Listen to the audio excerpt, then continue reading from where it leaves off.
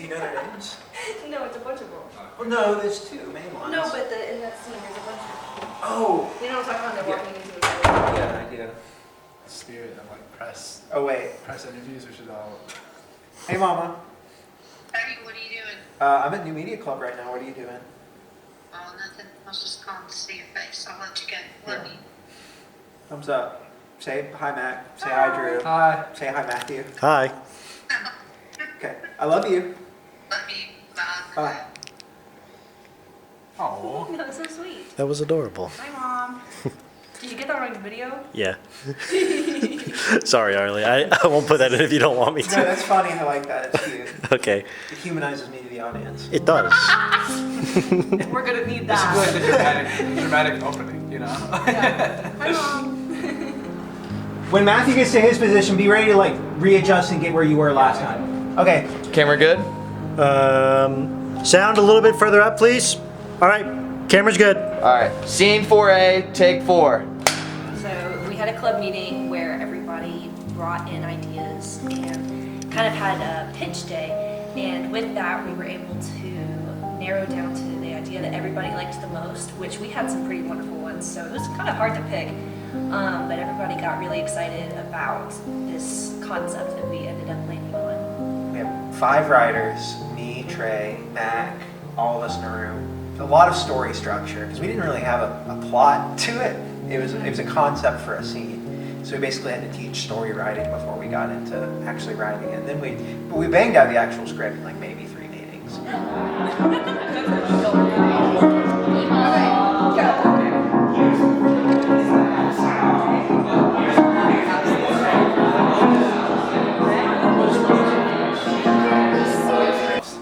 So this inside the bucket, this is the mechanism we're going to use to make it look like our dear Chris is dying.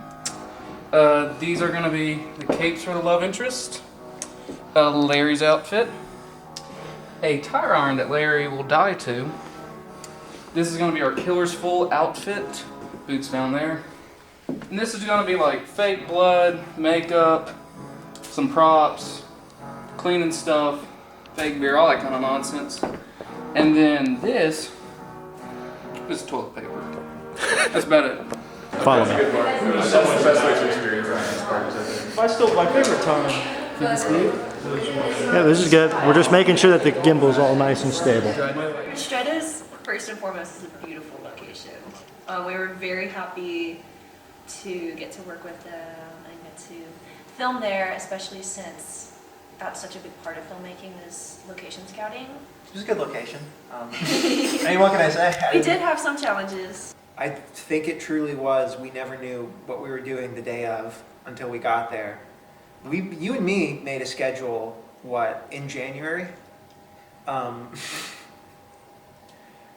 Nothing was followed. There were multiple days where I was on sound, and multiple days where I was on lights, and multiple days where I was an extra, which was really fun. And I actually really enjoyed getting to be a part of it all in that way. We had a scheduling error with the original actor for Larry, but I was there and I happened to fit the costume, so I got my own little cinematographer's cameo in there. I'm standing here with the cinematographer, Matthew Pimmel. How are you feeling about tonight? It's going pretty good so far. We've got a lot of really epic shots, except right now I'm sitting in a women's restroom about to film a girl get bludgeoned to death by a killer. So, just a regular Saturday, really. You remember what happened when we tried filming in there, one of the takes? That was one of the scariest moments of my entire life. So we had kind of planned out what would happen between the killer, played by Colin, and Jordan's character. And we put up a system where it was like, I'd say go, and then he would pretend to lunge at her, which would just be like, do you mind if I stand up? Yep. He'd like go through the door and be like, ah, then we'd cut into him going like, grappling her, which is already scary. I don't like doing stuff like that. But then Cole accidentally, our assistant director, and I don't blame him for this, he says action, not knowing that we had the system set up, and our killer lunges in and goes at Jordan. I guess Jordan's you in this scenario. I'm like, actually jumping at her. And I was like, oh my God. I don't want Jordan to actually die. And I knew that wouldn't happen, but when you see that happening, because you planned this out really severely, and you see that, it's like, oh my God, am I going to be responsible for someone dying? I don't want someone to die.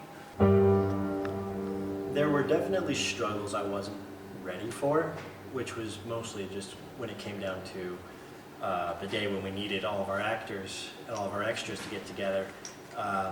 We had a lot of plans for how we wanted to do that shot, and we storyboarded it pretty well, and I was pretty excited to put that together. So basically we had filmed to do all of our extra shots, and maybe 4 extras showed up. We were already down an actor for a while. I think that was the moment where I thought the production wasn't going to finish, and I was a little stressed out. So we had to really kind of adapt that and get it sort of on the fly, figure out what we needed to do. Very fortunately, we were able to kind of reroute, and we were able to get things together. Trying to figure out what was going on, who was going to be doing what, because everybody had a role, and all of the roles were tossed to the wind because it was just everybody had to fill in where they could. This film was made by a bunch of people, including you, Matthew, including Trey, including Mac, including Drew. I think the ultimate proof of that was that day, that everyone was contributing everything. Because everyone was switching roles too. I mean, when we got the shots in the car, you'd handle camera, I'd handle camera, Trey handled camera, someone else would handle sound. And I wasn't even directing for a bit because I was just completely checked out, you know. It sounds corny, but filmmaking really is a collaborative thing. And even though that day was stressful and awful, and we still got shots done, I think everyone participated. That was maybe the most fun we've ever had on set. Matthew, let's look at the shot list. We had to change locations, obviously, because we had worn out our welcome with Ristretto at this point. But I think it cuts together decently well, and we were able to really sell the effect that we wanted to, even with those struggles in mind. Yeah, just being able to see a project come together is always satisfying. Wait, no, stop. Here with the director, shortly after filming some intense scenes on the last day of filming. How we feeling, director? I actually feel great. I've not lost any energy. I think the footage is going to turn out okay. That second one right there, that's the moon. Isn't that so awesome? The world is beautiful. But we literally just have 2 shots to get, and Mac's killing me right now, which... That's fucked up. I know Mac's kind of a fucking bitch, but whatever. Oh my god. Max, nice throwback. You really had to figure out how to facilitate a lot of different people and unite into one solid idea. And I really think that's what happened. You know, you look at the final script and you see one solid, cohesive vision throughout the whole thing. I think it's very impressive we were able to coordinate that. There is no name for the movie at this time. Still to this day? There is no name. Just But once we come up with it, it's going to be crazy. And you're going to know what it is by the time you're watching this. It's going to be crazy. For context, the film airs at our film festival in... 4 days. 4 days. Yep. Do you have any closing remarks for us?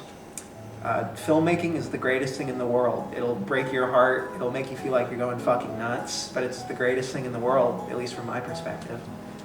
I guess that's all I got to say about that. I love it, even though it... I've both lost and gained maybe 5 pounds over the course of this production. Awesome. Sick nasty. I agree.